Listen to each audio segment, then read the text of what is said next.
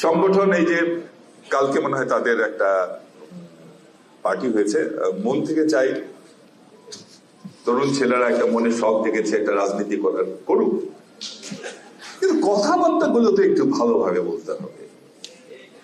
এমন কথা বলো কেন যা আমাদের উত্তর দিতে হয়? কদিন ধরে তারা শুরু করেছে ব্যানার ধরার নাকি 5টা লোক আমাদের ছিল না। আরে বাবা, তোমরা আমাদের লোক দেখবা কখন? আমরা যখন মিছিল মিটিং করেছি সরকারের সকল অত্যাচার নির্যাতন নিপীড়ন সহ্য করে, তখন তো তোমরা অনেকেই ছাত্রলীগ করতাম।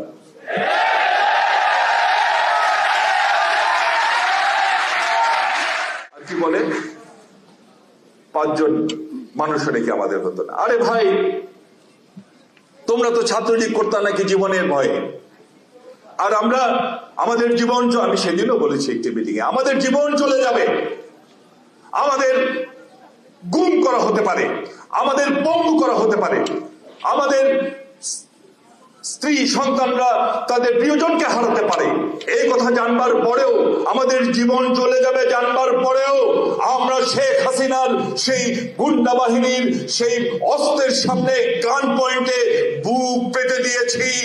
আমরা লড়াই করেছি, আমরা আওয়ামী লীগ করি নাই, আমরা হাসিনাকে মোকাবেলা করেছি।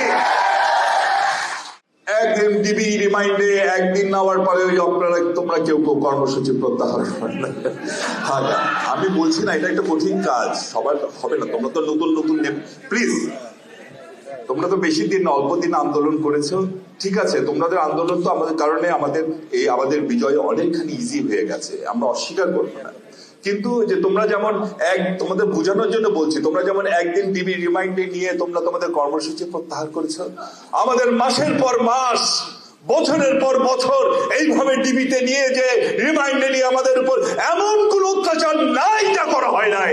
কিন্তু কর্মসূচি প্রত্যাহার তো পরের কথা, দলের বিরুদ্ধে একটি টু শব্দ, আমাদের নেতা নেত্রীদের বিরুদ্ধে একটি টু শব্দ আমাদের মুখ দিয়ে উচ্চারিত হয় নাই, করতে পারে নাই তারা।